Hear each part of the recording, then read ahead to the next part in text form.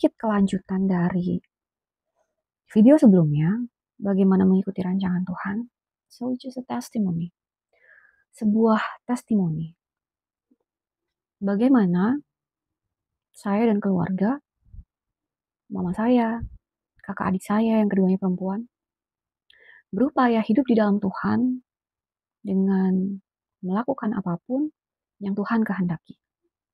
Beberapa tahun lalu, adik saya baru saja lulus kuliah dan dia mencoba untuk melamar kerja di beberapa perusahaan besar. Lalu 2 bulan setelah itu, sebuah kesempatan datang dalam hidup dia. Dia ditawari untuk bekerja di sebuah perusahaan yang dia sendiri tidak tahu itu perusahaan apa. Awalnya dia menolak karena itu bukan perusahaan yang dia mau. Lalu kami di dalam keluarga memberikan sebuah masukan bahwa biasakanlah untuk berani mengambil apa yang Tuhan sediakan di dalam hidup kamu, meskipun bukan yang kamu mau. Akhirnya ia mengambil kesempatan tersebut untuk bekerja di perusahaan itu, dan ternyata Tuhan begitu baik.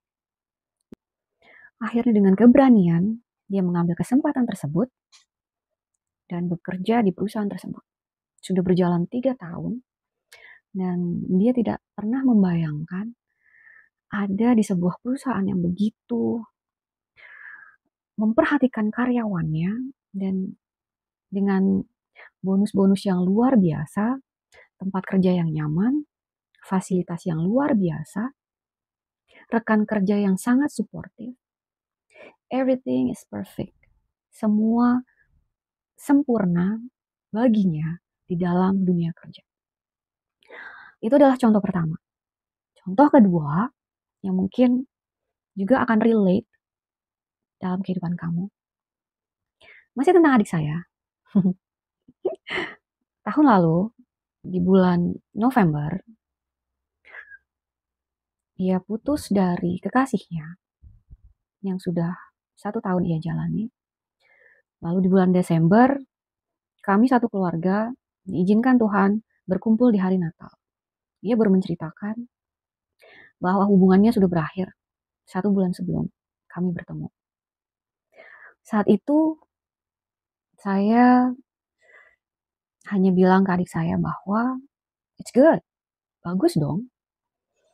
Artinya Tuhan tidak berkenan. Artinya kamu diselamatkan. Bahwa Tuhan tahu bahwa dia tidak baik untuk kamu. Bahwa ada orang lain yang Tuhan persiapkan untuk kamu yang akan lebih serius kepada kamu daripada orang-orang yang sebelumnya. Lalu saya hanya bilang begini, sebelum orang itu diberikan Tuhan kepada kamu, persiapkanlah dulu diri kamu. Layakkanlah diri kamu sebelum Tuhan memberikannya kepada kamu. Lalu saya bilang sama dia, kalau memang tujuan kamu untuk menikah, persiapkanlah dulu diri kamu, layakkanlah diri kamu. Sebagai seorang perempuan, sebagai seorang calon istri, sebagai seorang calon ibu, minta Tuhan untuk mempersiapkan kamu. Apapun yang harus kamu lakukan dalam persiapan itu, lakukanlah.